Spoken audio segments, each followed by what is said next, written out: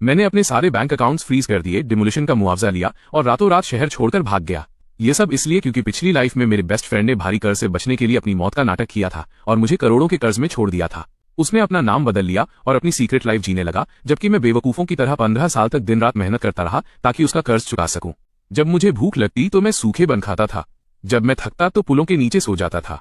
साथ ही मुझे उसकी पीछे छोड़ी हुई वाइफ और बच्चे का भी ख्याल रखना पड़ा। आखिरकार सालों की ओवरवर्क ने मेरी हेल्थ बर्बाद कर दी और मेरी मौत हो गई।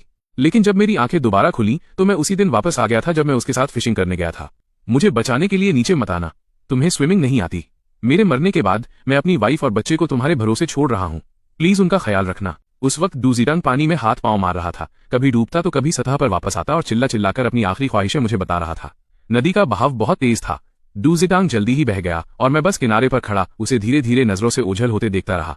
मेरा बेस्ट ब्रो नदी में बह रहा था, फिर भी मुझे बिल्कुल पैनिक नहीं हो रहा था। इसके उलट मैं बहुत शांत था, क्योंकि मैं ये दूसरी बार एक्सपीरियंस कर रहा था। मैं अच्छी तरह जानता था कि ये सब डू जितांग की एक स्कीम थी। पिछली लाइफ की हर बात मेरे दिमाग में एक एक करके आने लगी। डू जितांग और मैं बचपन के दोस्त थे। मैं हमेशा उसे अपना बेस्ट ब्रो मानता था, लेकिन ये सिर्फ मेरी सोच थी। पिछली लाइफ में भी बिल्कुल ऐसा ही हुआ था। डू जितांग ने मुझे फिशिंग के लिए बुलाया और फिर अचानक पानी में गिर गया। बहने से पहले उसने अपने आखिरी शब्द कहे और अपनी वाइफ और बच्चे की जिम्मेदारी मुझे सौंप दी। डू जितांग की मौत के बाद मैं हमेशा गिल्ट में रहता था। मुझे लगता था कि उसे न बचा पाना मेरी गलती थी, इसलिए मैंने खुद को उसकी फैमिली की देखभाल में पूरी तरह झोंक दिया। जब वो जिंदा था, डू जितांग ने पहाड़ों जैसा कर्ज छोड़ा था जिसे मैंने चुकाया। जब उसकी वाइफ को कार और डिजाइनर ब्रांड्स चाहिए थे तो मैंने उसे खरीद कर दिए। यहां तक कि मैंने उसके बेटे का एडमिशन बेस्ट प्राइवेट स्कूल में कराया। इसी तरह मैंने 15 साल तक डू जितांग की वाइफ और बच्चे का ख्याल रखा। इस वजह से मैंने कभी गर्लफ्रेंड बनाने की भी फिक्र नहीं की। उन 15 सालों में मैं पूरी तरह उसकी फैमिली के लिए जिया, लेकिन उसकी वाइफ और बच्चा एक गहरे गड्ढे की तरह थे। उन्होंने मेरा सब कुछ चूस लिया और पैसों के लिए अंतहीन डिमांड्स करते रहे। आखिर में ओवरवर्क की वजह से मुझे कैंसर हो गया। मेरी लाइफ के आखिरी पलों में डू जितांग अपनी वाइफ और बच्चे के साथ मेरे सामने आया। थैंक्स मेरी वाइफ और बच्चे का इतने सालों तक ख्याल रखने के लिए।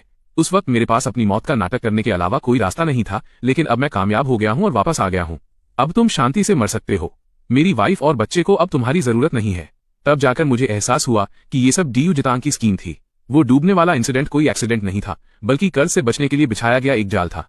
उसने भागने के लिए अपनी मौत का नाटक किया और फिर हमारी भाईचारे और मेरे गिल्ट का फायदा उठाकर मुझसे अपनी फैमिली की सेवा करवाई। इस बीच उसने अपनी पहचान छिपाई और अपनी बेफिक्र लाइफ जीता रहा। लेकिन जब तक मुझे सच पता चला, बहुत देर हो चुकी थी। मैं सिर्फ तड़प कर रह गया और देखते देखते मर गया। पिछली लाइफ की हर छोटी डिटेल याद करते हुए मैंने नदी की ओर देखा, जहां डू जितांग अब दिखाई नहीं दे रहा था, और गुस्से में अपनी मुट्ठियां भींच लीं। चूंकि न तो डू जितांग को और न ही मुझे स्विमिंग आती थी, इसलिए पिछली लाइफ में मैंने कभी उसकी मौत पर शक नहीं किया। गाइज, अगर आप क्रिकेट फॉलो करते हो तो मेरे पास आपके लिए एक ग्रेट न्यूज है। इंडियन प्रीमियर लीग 2026 स्टार्ट हो गया है। मैं सारे मैचेस इस ऐप के थ्रू फॉलो करूंगा। इसमें सब कुछ एक ही जगह मिलता है। Latest match schedule, live matches का कवरेज और अपनी स्पोर्ट्स नॉलेज से अर्न करने का मौका। और आईपीएल के स्टार्ट के लिए इस टीम ने कुछ अमेजिंग गिफ्ट्स प्रिपेयर किए हैं। पूरे टूर्नामेंट के दौरान कैश प्राइजेस और एप्पल टेक के गिवअवेज होंगे, एक परफेक्ट चांस अपना फोन अपग्रेड करने का। और यही नहीं, आईपीएल के दौरान सभी नए प्लेयर्स को उनके पहले 4 डिपॉजिट्स पर बोनस मिलेगा। पहली बार ऐसा हो रहा है और अभी आप मैक्सिमम 70,000 रुपए तक का बोनस ले सकते हो प्रोमो कोड YASIKO100 के साथ। कमेंट में दिए गए लिंक को फॉलो करो, वेबसाइट पर अपडेट्स चेक करते रहो और अपना गेमिंग बैंक अभी से रेडी करो। लेकिन अब सोचने पर इसमें बहुत सारी खामियां नजर आ रही थीं। एक डूबता हुआ आदमी इतनी शांति से अपने आखिरी शब्द कैसे कह सकता है? पता चला कि उसने बहुत पहले ही चुपके से स्विमिंग सीख ली थी। उसने मुझे अपना गुलाम बनाने के लिए बेवकूफ बनाया। उसने मुझे फाइनेंशियली बर्बाद कर दिया और मेरी लाइफ नर्क बना दी। मैं उसकी वाइफ और बच्चे के लिए कुत्ते की तरह काम करता रहा। इस लाइफ में मैं उसे सबक सिखाऊंगा। मैंने पिछली लाइफ की तरह ही पुलिस को कॉल किया। पुलिस आई, लेकिन उन्हें भी डू जितांग नहीं मिला। उन्होंने फिलहाल ये मान लिया कि वो बह गया है और मिसिंग है। साथ ही मैंने डू जितांग की वाइफ फू यांजी को भी कॉन्टैक्ट किया। थोड़ी ही देर में फू यांजी डू जितांग के बेटे डू कॉन के साथ वहां पहुंची। मुझे देखते ही फू यांजी बहुत भड़क गई। वो दौड़कर आई और मुझे थप्पड़ मारने की कोशिश की, लेकिन मैंने पहले ही भांप लिया और आसानी से बच गया। मुझे थप्पड़ मारने में फेल होने पर फू यांजी चिल्लाई, ये सब तुम्हारी गलती है। तुमने अचानक डू जितांग को फिशिंग के लिए क्यों बुलाया? अगर तुम नहीं होते तो वो कैसे मरता? अब जब वो मर गया है तो हम क्या करेंगे? मेरे पति की जान वापस दो। पिछली लाइफ में जब फू यांजी ने मुझ पर आरोप लगाए थे तो न सिर्फ मैंने कोई शिकायत नहीं की, बल्कि खुद को बहुत कोसा था। मैंने सारा ब्लेम अपने ऊपर ले लिया था। मुझे सच में लगा था कि मैंने ही डू जितांग को मारा है। लेकिन अब मैंने बस फू यांजी से कहा, तुम मुझे इसके लिए ब्लेम नहीं कर सकती। डू जितांग ने ही आज मुझे फिशिंग के लिए बुलाया था। मैं तो आना भी नहीं चाहता था, लेकिन वो मुझे जबरदस्ती खींच लाया। वैसे भी डू जितांग अभी सिर्फ मिसिंग है। तुम्हें पक्का कैसे पता कि वो मर गया है? क्या पता, शायद वो जल्दी ही मिल जाए। वह नदी में बह गया है, वह जिंदा कैसे हो सकता है? क्या पता कोई चमत्कार हो जाए। जब तक मैं बॉडी नहीं देख लेता मैं नहीं मानूंगा कि डू जितांग मर गया है। दूसरी तरफ ऐसा क्यों लग रहा है कि तुम सच में उसे मरा हुआ देखना चाहती हो? बिल्कुल नहीं। डू जितांग मेरा पति है, मैं उसे मरा हुआ क्यों चाहूंगी? ये सब तुम्हारी गलती है, तुमने उस पर नजर नहीं रखी और इसी वजह से उसकी जान गई। तुम्हारे कहने का क्या मतलब है कि मैंने नजर नहीं रखी? वही था जिसने खतरे को इग्नोर किया और गहरे पानी में फिशिंग करने की जिद की। मैं उसे रोक नहीं पाया। डू जितांग तुम्हारा बेस्ट ब्रो था, उसके साथ कुछ हुआ है, तुम उसके बारे में ऐसे कैसे बात कर सकते हो? अगर तुम में थोड़ी भी इंसानियत बची है तो तुम्हें डू जितांग की जगह लेनी होगी और हमारा ख्याल रखना होगा। मैंने कभी नहीं कहा कि मैं उसकी जगह लेकर तुम्हारा ख्याल रखूंगा। मुझे नहीं पता। डीयू कॉन का स्कूल जल्द ही शुरू होने वाला है और हमें अभी तक नहीं पता कि ट्यूशन फीस के पैसे कहां से आएंगे। अब जब डीयू जितांग चला गया है तुम उसके बेस्ट ब्रो हो, तुम्हें उसके लिए ये पैसे देने होंगे। उसी वक्त डू जितांग का बेटा डू कॉन भी दौड़कर आया और मुझसे बोला, मुझे अभी भी खिलौने चाहिए, तुम्हें उन्हें मेरे लिए खरीदना होगा। उनका एटीट्यूड देखकर मैं मन ही मन हंसा। वे ऐसे लोग बिल्कुल नहीं लग रहे थे जिन्होंने अभी अभी अपना पति और पिता खोया हो। पिछली लाइफ में क्योंकि मैं बहुत दुखी था मैंने इन सब बातों पर ध्यान नहीं दिया, लेकिन अब पीछे मुड़कर देखने पर यह सब झूठ से भरा लग रहा था। मैंने बस अपना सिर हिलाया और मना कर दिया। उसे स्कूल से निकाल दो, प्राइवेट स्कूल का चक्कर क्यों पालना? सरकारी स्कूल भी ठीक है। ये सुनकर फू यानजी और भी ज्यादा गुस्सा हो गई। क्या? डू कौन सरकारी स्कूल में कैसे जा सकता है? क्या तुम मेरे बेटे की लाइफ बर्बाद करना चाहते हो? वैसे भी उसके ग्रेड्स बहुत खराब हैं, वो कहीं भी जाए कोई फर्क नहीं पड़ता। तुम, हे भगवान, मेरी लाइफ कितनी दुख भरी है। पहले तुमने मेरे पति को मार दिया और अब तुम हमें लावारिस छोड़ रहे हो।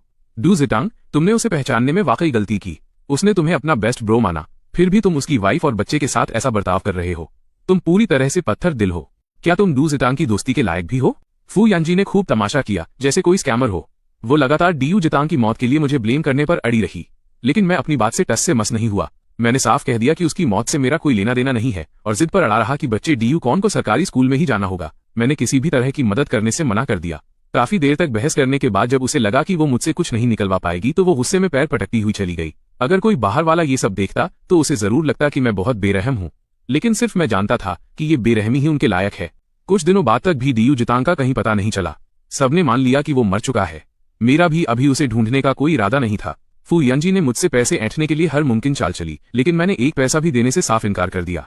पिछली लाइफ में तुमने मुझे एटीएम की तरह इस्तेमाल किया था, इस लाइफ में मैं तुम्हें एक धेला भी नहीं दूंगा। मैं देखना चाहता था कि डीयू जितांग कब तक छिपा रहता है। उस दिन फू यानजी ने मुझे फिर से कॉल किया। फोन पर उसकी आवाज बहुत घबराई हुई थी। चेनमो, जल्दी मेरे घर आओ और हमें बचाओ। अगर तुम नहीं आए तो हम मारे जाएंगे। मैंने कोई वजह नहीं पूछी, फोन काटा और सीधे उसके घर पहुंच गया। वहां पहुंचते ही मैंने देखा कि फू यानजी के घर के अंदर उसके और उसके बेटे के अलावा कुछ हट्टे कट्टे गुंडे मौजूद थे। मुझे देखते ही उसे लगा जैसे कोई मसीहा आ गया हो। वो चिल्लाई, चेनमो, तुम फाइनली आ गए, हमें बचाओ, ये लोग हमें चोट पहुंचाना चाहते हैं। फिर वो गुंडों की तरफ मुड़ी। ये मेरे पति का बेस्ट ब्रो है, जो कर्ज मेरे पति ने तुमसे लिया है उसे चुकाने में ये मदद करेगा। कोने में दुबका हुआ बच्चा डीयू कॉन भी बोल पड़ा, अंकल चेन मेरे पापा का कर्ज चुकाएंगे। अगर तुम्हें पैसे चाहिए तो इनसे मांगो, हमारे पीछे मत आओ। गुंडों ने मेरी तरफ देखा। उनमें से एक खतरनाक दिखने वाले आदमी ने मुझे ऊपर से नीचे तक देखा और कहा, क्या तुम इनका कर्ज चुकाओगे? कैसा कर्ज? मुझे तो पता भी नहीं कि तुम लोग किस बारे में बात कर रहे हो। वो गुंडा ठिठक गया। फिर उसने फू यानजी को घूरा। फू यानजी ने जल्दी से मुझे समझाया, ये लोग आ जाए और कह रहे हैं कि डीयू जितांग ने इनसे बहुत सारा पैसा उधार लिया है और ये हमें चुकाने के लिए मजबूर कर रहे हैं। अब मैं इतने पैसे कहां से लाऊं? उन्होंने यहां तक कहा कि अगर हमने पैसे नहीं दिए तो वे हमें घर से बाहर निकाल देंगे और घर जब्त कर लेंगे। चेनमो, तुम डीयू जितांग के बेस्ट ब्रो हो, तुम्हें हमारी मदद करनी होगी। क्या तुम सच में हमें मरते हुए और सड़कों पर ठिठुरते हुए देखोगे? फू यानजी ने बड़ा मासूम चेहरा बना लिया। ये देखकर मैं मन ही मन हंसा। डू जितांग की मौत का सबसे बड़ा कारण यही भारी कर्ज था। पिछली लाइफ में गिल्ट और फू यानजी और उसके बेटे को बचाने की चाहत में मैंने बेवकूफी में उसका कर्ज चुका दिया था। उस वजह से अगले 15 साल में कर्ज के बोझ तले दबा रहा। लेकिन अब तुम चाहते हो कि मैं पैसे दूं? नामुमकिन। न केवल मैं मदद करने वाला था बल्कि मैं आग में घी डालना चाहता था। मैं गुंडे की तरफ मुड़ा। डू जितांग ने आपसे कितना उधार लिया है? 50 लाख। ये मेरे बस की बात नहीं है। अगर 10-20 हजार होते तो मैं मदद कर देता। कर्ज तो चुकाना ही पड़ता है, यही दुनिया का दस्तूर है। लेकिन मेरे पास उसकी मदद करने की ताकत नहीं है। आप लोगों को उसी के पीछे जाना चाहिए जिसने आपसे पैसे लिए हैं। अगर इसके पास पैसे नहीं हैं तो इसे कर्ज चुकाने के लिए घर बेचना होगा। फू यानजी घबरा गई। तुम्हारे कहने का क्या मतलब है कि तुम्हारे पास पैसे नहीं है? तुम्हें डिमोलिशन का लाखों का मुआवजा मिला है ना? मैं मन ही मन मुस्कुराया। तो असल में उनका निशाना मेरा मुआवजे का पैसा था। कोई हैरानी नहीं कि डीयू जितांग ने अपनी मौत का नाटक करने के लिए यही वक्त चुना। कुछ दिन पहले ही मेरे पुराने घर का मुआवजा मिला था। एक बार ड्रिंक करते वक्त मैंने इसका जिक्र डीयू जितांग से किया था। लगता है उसे पता था कि मेरे पास पैसे हैं, इसलिए उसने मुझे फंसाने के लिए ये स्कीम बनाई। मुआवजे के सारे पैसे मेरे पेरेंट्स के पास हैं और वैसे भी वो सिर्फ 10 लाख के आसपास ही हैं। वो तुम्हारा कर्ज चुकाने के लिए काफी नहीं है। हकीकत में मुआवजा 40 लाख था, लेकिन मैं ये बात बिल्कुल नहीं मानने वाला था। फू यानजी बोली, तुम्हारे पास जो भी है बस वही दे दो। मैं तुम्हें क्यों दूं? ये मेरा कर्ज नहीं है। तुम्हारा ये घर कम से कम 20 लाख का होगा। क्या इसे बेचकर कर्ज चुकाना बेहतर नहीं होगा? नहीं, अगर हम घर बेच देंगे तो रहेंगे कहाँ? जाहिर है कहीं रेंट पर घर ले लेना। आजकल तुम कहीं भी रह सकते हो। ये कहने के बाद फू यानजी के जवाब का इंतजार किए बिना मैं वापस गुंडों की तरफ मुड़ा। भाइयों, डू जिटांग के कर्ज के बारे में मुझे भी अभी पता चला है। भले ही हम ब्रो हैं, लेकिन जिसने पैसा लिया है वही चुकाएगा। इससे मेरा कोई लेना देना नहीं है। आपको जिसके पीछे जाना है आप जा सकते हैं। हालांकि मेरे ब्रो डीयू जितांग की बॉडी अभी तक नहीं मिली है। हो सकता है वो मरा न हो, क्या पता, शायद वो जिंदा हो और घर आने से डर रहा हो। मेरी बातों ने गुंडों को सोचने पर मजबूर कर दिया। वे आज इतनी हड़बड़ी में कर्ज वसूलने आए थे क्योंकि उन्होंने डू जिटांग की मौत की खबर सुनी थी और उन्हें डर था कि फू यानजी भी कहीं भाग न जाए। मैंने आगे कहा, मेरा सुझाव है कि आप लोग इन पर नजर रखने के लिए किसी को छोड़ दें। इस तरह चाहे डीयू जितांग मरा हो या नहीं, आपको उनके भागने की चिंता नहीं करनी होगी। अगर वो जिंदा है तो उसे वापस आना ही होगा, और अगर वो सच में मर गया है तब आप इनसे निपट सकते हैं। लेकिन अभी अगर आप इन्हें बाहर निकालकर घर बेच भी दें तो भी कर्ज पूरा नहीं होगा। गुंडों ने आपस में कुछ देर चर्चा की। उनके लीडर को मेरी बात सही लगी और उसने सिर हिलाया। ठीक है, आज मैं तुम्हारी बात मान लेता हूँ। फिर वो फू यानजी की तरफ मुड़ा और धमकी दी, कोई चालाकी करने की कोशिश मत करना और भागने के बारे में सोचना भी मत, वरना मैं तुम दोनों को काट डालूंगा। चलो यहाँ से। इतना कहकर लीडर अपने आदमियों के साथ चला गया।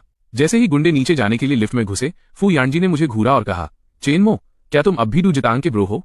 तुम उसे धोखा क्यों दे रहे हो? तुम हमारी मदद क्यों नहीं कर रहे? मैंने कंधे उचकाए। मैंने उसे कब धोखा दिया? मैंने उसे पैसे उधार लेने के लिए नहीं कहा था। वैसे भी क्या मैंने कुछ गलत कहा? जिसने पैसे लिए वही चुकाएगा। इसके अलावा हो सकता है डीयू जितांग अभी मरा न हो। मैं तो बस समय टाल रहा था। मेरे पास कम से कम अब तुम लोगों को घर से बाहर तो नहीं निकाला जा रहा। ये सुनकर फू यानजी का गुस्सा आधा शांत हो गया। वो फिर से बेचारी बनने का नाटक करने लगी। चेनमो, तुम्हें मेरी मदद करनी ही होगी, वरना मुझे समझ नहीं आ रहा कि मैं क्या करूं। डू कौन अभी छोटा है, मैं थोड़ा दुख सह सकती हूं, लेकिन वो नहीं। मैंने आगे बढ़कर उसके कंधे पर हाथ रखा और तसल्ली देते हुए कहा, चिंता मत करो, मैं डीयू जितांग का बेस्ट ब्रो हूं। मैं जरूर तुम लोगों के लिए कोई न कोई रास्ता निकाल लूंगा। मैंने थोड़ी देर और उसे दिलासा देने का नाटक किया और वहां से निकल गया। जैसे ही मैं लिफ्ट में घुसा, मैं धीरे से हंसा। डू जिटांग, मैं तुम्हारी मदद जरूर करूंगा, लेकिन इस तरह की मदद मुझे यकीन है कि तुम इसे स्वीकार नहीं करना चाहोगे। कुछ दिनों बाद मैंने खुद पहल करके फू यानजी को बाहर मिलने के लिए बुलाया। जब मैंने उसे बुलाया तो वो थोड़ी हैरान थी, लेकिन मैं सीधे मुद्दे पर आ गया। पिछले कुछ दिनों से मैं तुम लोगों की मदद करने का रास्ता सोच रहा था। कल रात फाइनली मुझे एक आइडिया आया। फू यानजी बहुत खुश हो गई। उसने जल्दी से पूछा, क्या आइडिया है? मैं अचानक थोड़ा दुखी नजर आने लगा। डू जितांग, इतने दिन हो गए और वो अभी तक नहीं मिला। मुझे पता है कि इसकी बहुत ज्यादा संभावना है कि वो अब नहीं रहा। मैं कह रहा था कि शायद वो जिंदा हो, लेकिन वो सिर्फ मेरी उम्मीद थी। अब जब वो चला गया है तो तुम्हें और डीयू कॉन को तो अपनी लाइफ जीनी ही होगी। इसलिए मैं तुम्हें एक अमीर आदमी से मिलवाने की सोच रहा हूँ। क्या? फू यानजी पहले तो सन रह गई, फिर अचानक भड़क गई। चेनमो, तुम्हारा इससे क्या मतलब है? डू जिटांग को गए अभी कुछ ही दिन हुए हैं और तुम अभी से मेरे लिए बॉयफ्रेंड ढूंढ रहे हो? क्या तुम अपने बेस्ट ब्रो के साथ ऐसा बर्ताव करते हो? मैंने दिल टूटने का नाटक किया। मैं उसका बेस्ट ब्रो हूँ, इसीलिए उसके लिए ये फैसला ले रहा हूँ। अगर मैं उसकी जगह होता तो मैं भी बिल्कुल यही करता। तुम अभी जवान और खूबसूरत हो। क्या तुम वाकई अपनी बाकी लाइफ एक विधवा की तरह बिताने का प्लान बना रही हो? डू कॉन भी अभी छोटा है। क्या तुम चाहती हो कि वो बिना पिता के बड़ा हो? फू यानजी के होंठ कुछ कहने के लिए खुले, लेकिन मैंने उसे बीच में ही टोक दिया। तुम्हें और डीयू कॉन को अभी बहुत लंबा रास्ता तय करना है। चिंता मत करो, मैं तुम्हें अभी इसी वक्त शादी करने के लिए नहीं कह रहा हूँ। बस एक सही लड़का है, इसलिए मैं तुम्हें उससे मिलवा रहा हूँ ताकि तुम उसे जान सको। उसका नाम ची बोचांग है। वो एक बिजनेसमैन है। उसने इन सालों में काफी पैसा कमाया है। उसकी नेटवर्थ करोड़ों में होगी। ये कहते ही मैंने देखा कि फू यानजी की आंखों में थोड़ी चमक आ गई। वह लालच में आ गई थी। मैं मन ही मन हंसा। मैंने सोचा, डू जिटांग, क्या तुम्हें इस तरह की मदद पसंद आ रही है? फू यानजी का इंटरेस्ट देखते हुए मैंने बात को आगे बढ़ाया। ची बोचांग के बच्चे नहीं हो सकते। मैंने उसे तुम्हारी सिचुएशन के बारे में बताया। उसे न सिर्फ इससे कोई ऐतराज नहीं था, बल्कि वो बहुत खुश था। अगर तुम दोनों साथ आ जाते हो तो वो डीयू कॉन को अपने सगे खून की तरह रखेगा। फू यानजी और भी ज्यादा अट्रैक्ट हो गई, लेकिन फिर भी हिचकिचा रही थी। मुझे नहीं लगता कि ये अच्छा आइडिया है। डू जिटांग, इसमें कुछ भी बुरा नहीं है। अगर डू जिटांग स्वर्ग से देख रहा होगा तो मेरा मानना है कि वो भी तुम्हारी खुशी में साथ देगा। ज्यादा मत सोचो, मैं तुम्हें उसका कॉन्टैक्ट इन्फो भेज देता हूँ। तुम दोनों पहले बस चैटिंग करो। आगे क्या होना है ये वक्त पर छोड़ दो। भले ही वो हिचकिचा रही थी, लेकिन आखिरकार फू यानजी उसे फ्रेंड की तरह ऐड करने के लिए मान गई। उसके जाने के बाद मुझे बहुत सुकून महसूस हुआ। डू जिटांग, तुमने अपनी मौत का नाटक किया और मुझे बलि का बकरा बनाना चाहा। खैर, अब देखते हैं जब तुम्हारी वाइफ किसी और आदमी के साथ भागने वाली होगी तब क्या तुम अपनी शक्ल दिखाओगे? फू यानजी वैसी औरत है जिसे सिर्फ अपने फायदे से मतलब है, वरना वो मुझे ठगने के लिए डीयू जितांग के नाटक में शामिल होने को कभी राजी नहीं होती। अब जब उसके सामने मांस का एक बड़ा और रसीला टुकड़ा लटक रहा है तो मुझे एक सेकंड के लिए भी यकीन नहीं है कि वो इसे नहीं पकड़ेगी। मुझे पक्का पता है कि वो अपने फायदे के लिए उसे धोखा दे देगी। डूजिटांग, सब कुछ वैसा ही हो रहा है जैसा मैंने सोचा था। अभी सिर्फ एक हफ्ता ही बीता था कि क्यूई बोचांग ने मुझे मिलने बुलाया। उसने मुझे बताया कि फूयांजी के साथ चीजें कैसी चल रही हैं। उसने कहा, चेनमो, क्या तुम्हें यकीन है कि फूयांजी ने अभी अभी अपना पति खोया है? क्योंकि वो बिल्कुल वैसा बर्ताव नहीं कर रही। मैंने बस इशारा किया कि मेरे पास कैश की थोड़ी कमी है और वो तुरंत बहुत ज्यादा क्लोज होने लगी। क्या ये भी कोई पूछने वाली बात है? ये सिर्फ इसलिए है क्योंकि उसे अपने पति के लिए कभी कोई फीलिंग्स नहीं थी। वो औरत किसी भी तरह से अच्छी नहीं है। मैं हंसा। अगर वो अच्छी इंसान होती तो मैं तुमसे मदद नहीं मांगता। बेशक मैंने फूयांजी को किसी सचमुच के अमीर आदमी से नहीं मिलवाया था। वो तो किसी और का नुकसान करना होता है ना। की बोचंग मेरा कॉलेज रूममेट था। ग्रेजुएशन के बाद वो विदेश चला गया था। वह डीयू जितांग को नहीं जानता, इसीलिए मैंने उसे फूयांजी के करीब जाने के लिए कहा था। लेकिन तुम सावधान रहना, फूयांजी से उलझना आसान नहीं है। चीजों को सच मत होने देना। बिल्कुल नहीं। अगर तुमने मुझसे नहीं कहा होता तो मैं ऐसी औरत से जितना हो सके उतना दूर रहता। अगर चीजें सच हो गईं तो मुझे डर है कि मैं उससे पीछा नहीं छुड़ा पाऊंगा। तो बस प्लान पर टिके रहो। मेरा प्लान बहुत सिंपल था, कुई बोचंग के जरिए फूयांजी और डू जितांग के रिश्ते को बर्बाद करना। फूयांजी जाल में फंसना शुरू हो गई थी। अगली सुबह मुझे एक कॉल आया। दूसरी तरफ वाले शख्स ने कहा कि उन्होंने डीयू जितांग को ढूंढ लिया है। मैंने उसे ढूंढने के लिए लोग लगाए थे और अब वे फाइनली उसे ढूंढ चुके थे। मैं उस अपार्टमेंट कॉम्प्लेक्स में गया जहां डू जितांग रह रहा था। वो काफी अच्छा इलाका निकला। अपनी इन्वेस्टिगेशन से मुझे पता चला कि जिस अपार्टमेंट में डीयू जितांग था वो उसके कजिन के नाम पर रजिस्टर्ड था। लेकिन उसका कजिन तो हमेशा से गांव में रहा था। वो शहर में घर खरीदना कैसे अफोर्ड कर सकता था? इसका मतलब था कि घर असल में डीयू जितांग का ही था। उसने ये सब सिर्फ अपने कर्ज से बचने के लिए किया था। कुछ साल पहले डू जितांग कुछ इलीगल बिजनेस डीलिंग्स में शामिल था। उसने काफी पैसा कमाया, लेकिन पिछले 2 सालों में मार्केट गिर गया। इसी वजह से वो इतने कर्ज में डूब गया। ये सब जानकर मुझे बहुत गुस्सा आया। लानत है, पिछली लाइफ में मैंने तुम्हारा कर्ज चुकाया और तुम्हारी वाइफ और बच्चे का ख्याल रखा, जबकि तुम यहाँ चुपके से अकेले ऐश की जिंदगी जी रहे थे। मैं अपार्टमेंट कॉम्प्लेक्स के गेट के पास छिप गया और इंतजार करने लगा। आखिरकार मैंने एक जाना पहचाना चेहरा कॉम्प्लेक्स से बाहर निकलते देखा। वह डीयू जितांग ही था। उसका चेहरा खिला हुआ और हेल्दी था। वो बिल्कुल भी मरा हुआ आदमी नहीं लग रहा था। लेकिन जैसे ही उसने गेट से बाहर कदम रखा, उसे कुछ गुंडों ने घेर लिया। तो ये वही छोटा बदमाश है। पता चला कि तुमने अपनी मौत का नाटक किया ताकि यहाँ छिप सको। तुमने हमें ढूंढने के लिए नर्क जैसे हालात से गुजारा। अब भागने के बारे में सोचना भी मत। अभी पैसे निकालो वरना तुम यहाँ से सही सलामत नहीं जाओगे। तुम्हें कैसे पता चला कि मैं यहाँ हूँ? हाँ, मैं तुमसे पूछ रहा हूँ, तुम आज अपना कर्ज चुका रहे हो या नहीं? मेरे पास कोई पैसा नहीं है। पैसा नहीं है तो फिर तुम हमारे साथ चल रहे हो। रुको। उन गुंडों ने डीयू जितांग को विरोध करने का मौका भी नहीं दिया। उन्होंने उसे खींचकर एक वैन में डाला और वहां से निकल गए। वैन को दूर जाते देख मेरे मुंह से एक सुकून भरी हंसी निकली। तुम जहां चाहो भागो। वे गुंडे कोई अजनबी नहीं थे। ये वही थे जो कुछ दिन पहले कर्ज वसूलने फूयांजी के घर गए थे और आज उनका यहाँ आना जाहिर है मेरी वजह से था, क्योंकि मैंने ही उन्हें खबर दी थी। डू जितांग की कर्ज से बचने की कोशिश ने यकीनन उसके लेनदारों को बहुत गुस्सा दिलाया होगा। अगर वो मरा नहीं तो कम से कम उसकी खाल तो जरूर उधेड़ दी जाएगी। उसने पिछली लाइफ में मुझे इतना तड़पाया था।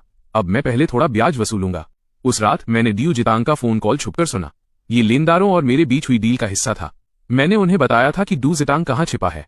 बदले में जब वे उसे पीट रहे थे, उन्होंने चुपके से उसके फोन में एक सुनने वाला डिवाइस लगा दिया था और बाद में मैं उन्हें डीयू जितांग के बारे में जानकारी देता रहूंगा। वो फूयांजी को कॉल कर रहा था। हनी, मेरे पास पैसे खत्म हो गए हैं, क्या तुम मुझे कुछ भेज सकती हो? तुम्हारे पास जो 1 लाख थे उनका क्या हुआ? वे सब कैसे खत्म हो गए? मुझे नहीं पता कैसे, लेकिन उन कर्ज वसूलने वालों ने आज मुझे घेर लिया।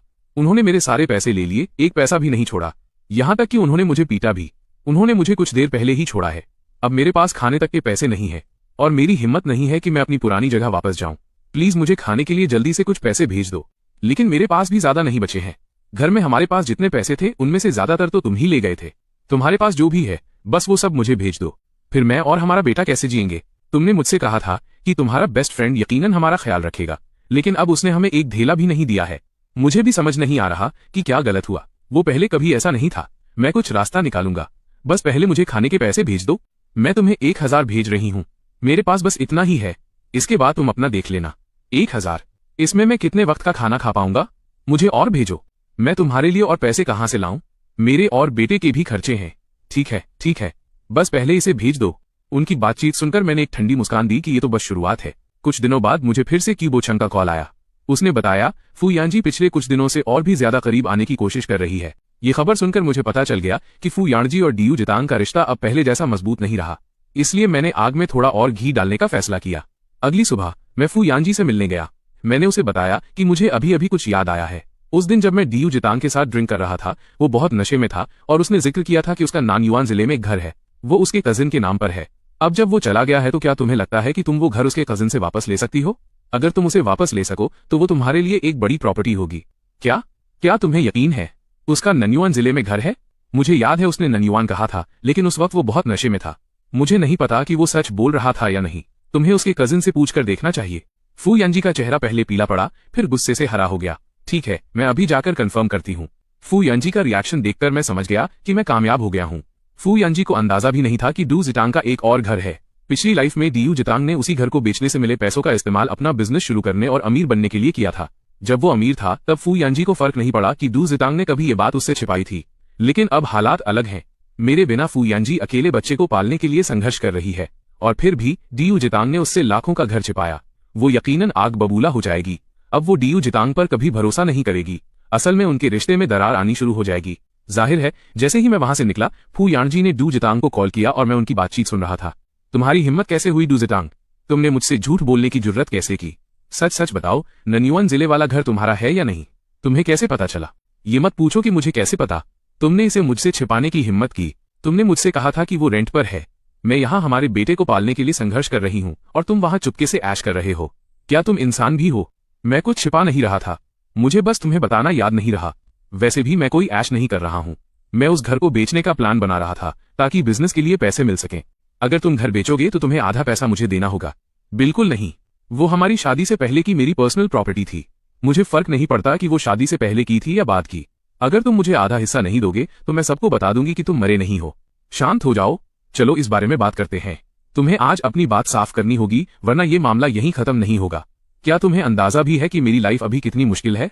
मेरे पास पैसे नहीं है और मैं अकेले हमारे बेटे को पाल रही हूँ और तुम अपनी मौत का नाटक करके मजे कर रहे हो। ठीक है, मैं तुम्हें आधा हिस्सा दे दूंगी। उनकी बहस एक अच्छे मोड़ पर खत्म होती दिख रही थी, लेकिन जैसा कि मैं उन्हें जानता हूँ, मुझे पता था कि दोनों के अपने अपने छिपे हुए एजेंडे थे। उनका रिश्ता टूटना ही था। जाहिर है, मैं डीयू जितांग को शांति से घर बेचने नहीं देने वाला था। जिस दिन उसे घर बेचने से बिजनेस के पैसे मिलने वाले थे, उसी दिन मैंने उसके लेनदारों को खबर दे दी। कर्ज वसूलने वालों ने उसी दिन उसे ढूंढ लिया।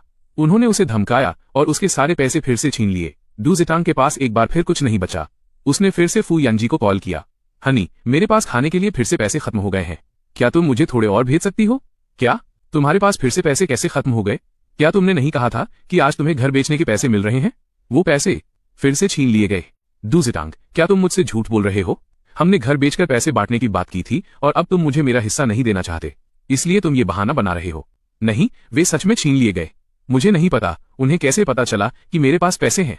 पिछली बार पकड़े जाने के बाद मुझे तुम पर यकीन नहीं है। तुम तो शिफ्ट हो गए थे ना, फिर वे तुम्हें कैसे ढूंढ सकते हैं? तुम यकीनन मुझसे झूठ बोल रहे हो।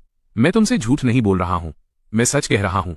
मुझे फर्क नहीं पड़ता। तुमने कहा था कि तुमने घर 10 लाख में बेचा है, तो जल्दी करो और मुझे मेरे 5 लाख दो।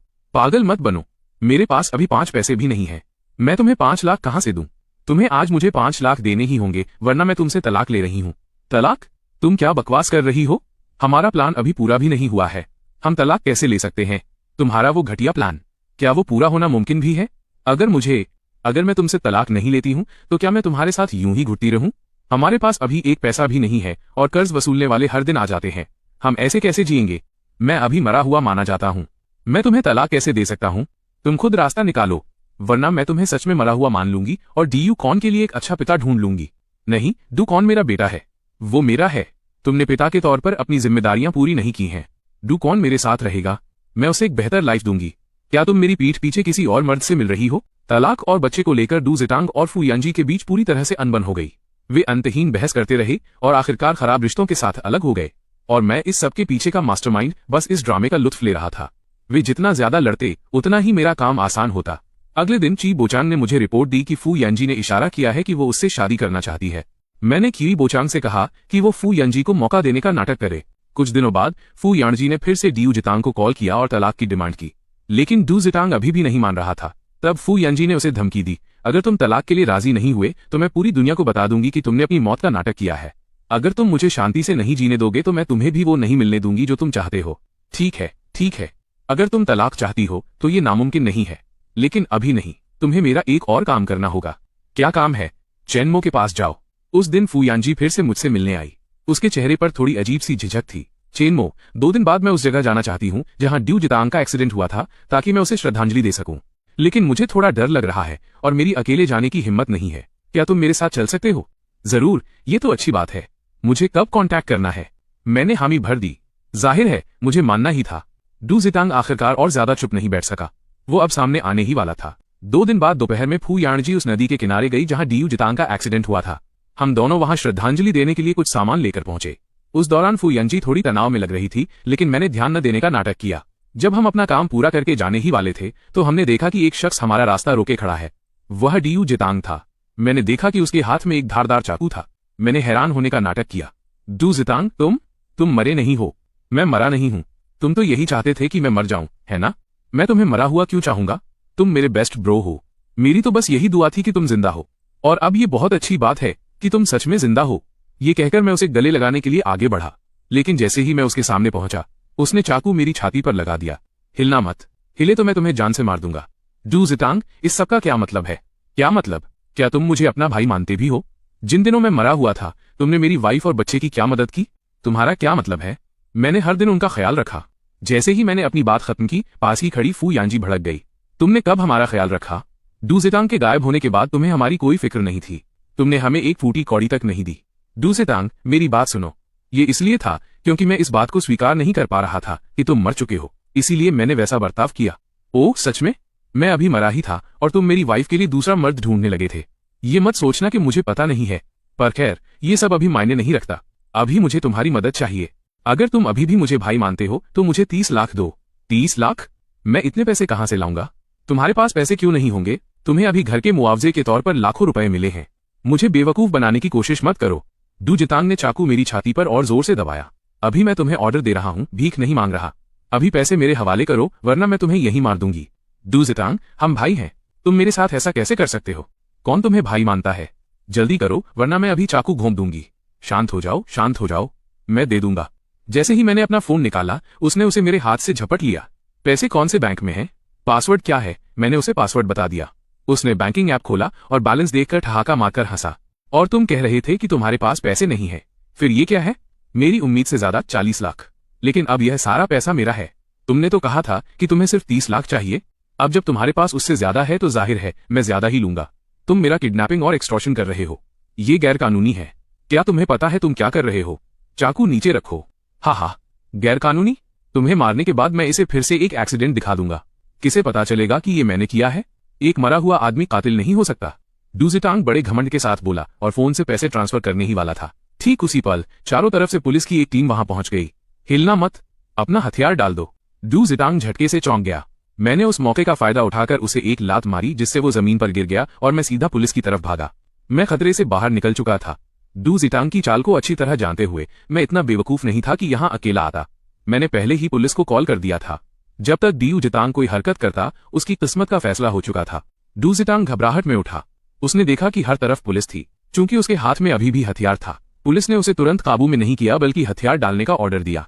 उसने हथियार नहीं डाला बल्कि मुझे घूरते हुए बोला, तुमने पुलिस बुलाई? तुमने पुलिस क्यों बुलाई? क्या तुम्हें सच में लगा था कि तुम्हारी मौत का नाटक सबको बेवकूफ बना देगा? मुझे बहुत पहले से पता था कि तुमने ये सब नाटक किया है। मैंने तुम्हें सिर्फ इसलिए एक्सपोज नहीं किया क्योंकि मैं इसी दिन का इंतजार कर रहा था। मेरी पिछली लाइफ के सारे हिसाब यहीं खत्म होंगे। ड्यू जितांग पागलों की तरह हंसा, लेकिन उसने सरेंडर नहीं किया। इसके बजाय उसने सीधे नदी में छलांग लगा दी। इस स्थिति को देखते हुए पुलिस के पास नदी के किनारे लोगों को तैनात करने और उसकी तलाश करने के अलावा कोई चारा नहीं था। जहां तक फू यानजी की बात है, जो शुरू से ही डर के मारे पीली पड़ गई थी, वो सिर्फ अपना सिर पकड़कर नीचे बैठ गई और बड़बड़ाने लगी, मेरा इससे कोई लेना देना नहीं है।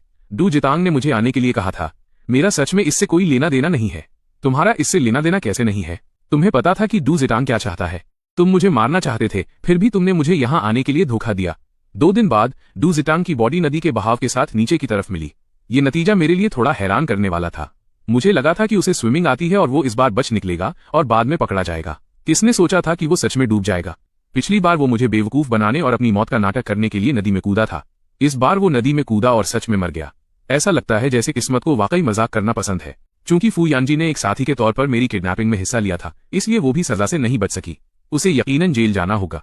और अब जब मैं इन 2 मुसीबतों से बच गया हूं तो मैं बहुत सुकून महसूस कर रहा हूं। आखिरकार अब मेरे पास अपनी खुद की लाइफ जीने के लिए वक्त है।